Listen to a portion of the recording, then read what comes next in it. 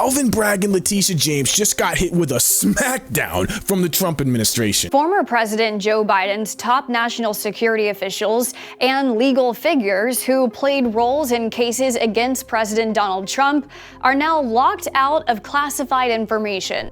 So you guys remember about a month ago when Trump barred Alvin Bragg and Letitia James from entering federal buildings, right? Well, that was a byproduct of Trump requesting their security clearances be stripped. And he did 6 other people that we went over all their names at the time, right? So if you guys are interested, check out that video. Well, Tulsi Gabbard just made it official. Now, the Director of National Intelligence, Tulsi Gabbard, has revoked dozens of security clearances, including for former Secretary of State Anthony Blinken, former National Security Advisor Jake Sullivan, New York Attorney General Letitia James, New York City District Attorney Alvin Bragg, as well as the 51 intelligence officials who lied and signed the Hunter Biden disinformation letter.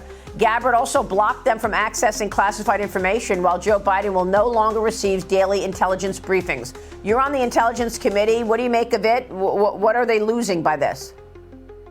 Well, what they're losing, look, it's completely appropriate. It's obvious they have abused the privilege. Not everybody gets a national security clearance just so they can have it. It's expensive to own. The government has to pay for that. And what they use it for is to go out and make more money by having contracts with people and businesses that need people with top secret security clearance and connections. They use it to grift. They use it just to make money. They're not there using it to make the United States more safe or better. They're using it to parlay themselves into making more money, and they have shown themselves to have abused the privilege. And once you abuse the privileges, they must be revoked. It's a slap in the face for everybody that maintains the right standards of decorum and lawfulness. And doesn't abuse those privileges and use it as propaganda or something like that in a partisan fashion. That's not what's national. You're supposed to be focused completely on national security, not partisan witch hunts where you use it to go after the people and the party that you disagree with. Oh, yeah. Oh, well, we've lived it all. We've watched it all happen in the last few years. Letitia James is so obsessed with getting Trump. That's all she campaigned on. That's her entire job in her mind. And do we trust somebody like that with national security secrets? Do we trust somebody like that in their position of office to not use it to reflect their bias? I personally don't, because the impression I get is that the only civil rights abuses or violations that she ever cares about are the ones that she thinks are coming from the Trump administration. And you know what? Hit that like and subscribe button and share this to any Letitia James fans you know, because I'm about to prove it to you. And this whole Department of Education fight that she's decided to pick with Trump is the perfect example. Defunding the Department of Education will harm millions of American students. And this is what the Trump administration is trying to do by gutting the Department of Education. This effort will make it harder for students to learn and get the well-rounded education they deserved. I'm sure it has nothing to do with funding programs that imply babies are racist, or absolutely nothing to do with Pennsylvania publishing a toolkit for teachers to host a gender-neutral day and federal funding for that. I'm sure it has nothing to do with the Department of Education teaching kids that math is racist because it requires a correct answer. And that's why my colleagues and I are fighting back. We filed our lawsuit to put a stop to the mass layoffs and cuts to the Department of Education that this administration is trying to carry out. Teacher Union Chief Randy Weingarten, what a weird name, admits the real reason she doesn't want the Department of Education closed. So we know, for example, what Texas would do. Right. They'll use it for vouchers. So they won't give it to the kids who have it now. They'll just give it for vouchers. Catholic schools, religious schools. And frankly, what we're seeing in all the programs that are now extant in terms of vouchers, they don't work for kids. They basically go right now. It becomes a tax credit for people who already are sending their kids to private schools. So it's income redistribution. So that's what they're trying to do. It's essentially income redistribution. Take from the poor, give to people who don't need it.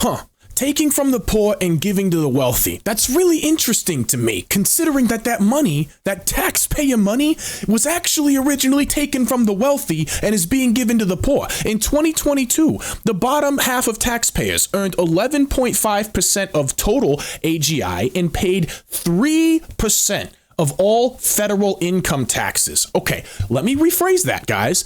The bottom half of taxpayers, the taxpayers on the bottom half of the income bracket, right, paid 3% of all federal income taxes. The top 1% of earners paid 40% of all federal income taxes. So this lady, in her infinite wisdom, is conveniently leaving out the fact that what the Department of Education is doing itself is wealth redistribution. Not only that, but it's been flexing its political muscle when it comes to the culture war.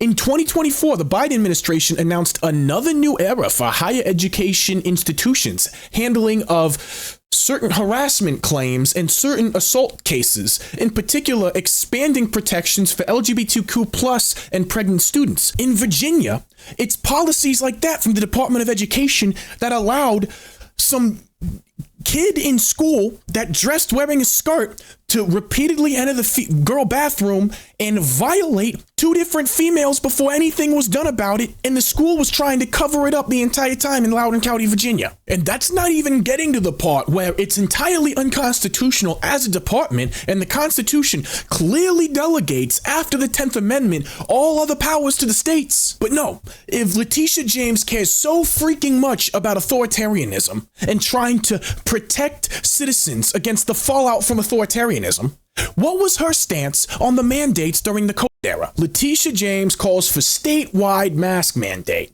During her appearance on Inside City Hall Thursday evening, Attorney General and candidate for governor Letitia James called for a statewide mask mandate to prevent the spread of COVID, something Governor Kathy Hochul has been reluctant to do. This lady thought she was governor material.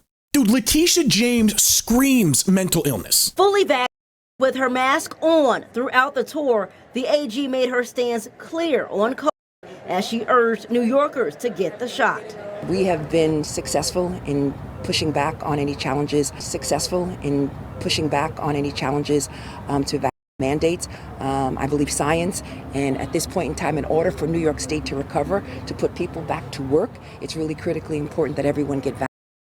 Am I seeing things? Or is that the same mandate that she was just defending being ruled unconstitutional? But she's the Attorney General. She's supposed to be an expert on the law. I wonder how many people's rights she violated. How many people's lives are still affected from the fallout from the decisions that she made, from the court proceedings that she blocked and shut down using her office. This lady is a partisan hack. And she's gonna hide behind our rights, acting like she's defending us or kids' access to education, going after Trump. She doesn't give a crap about anyone's access to education or anyone's rights. There is no doubt in my mind that the only thing this lady ever used her security clearance for was to advance her own political career.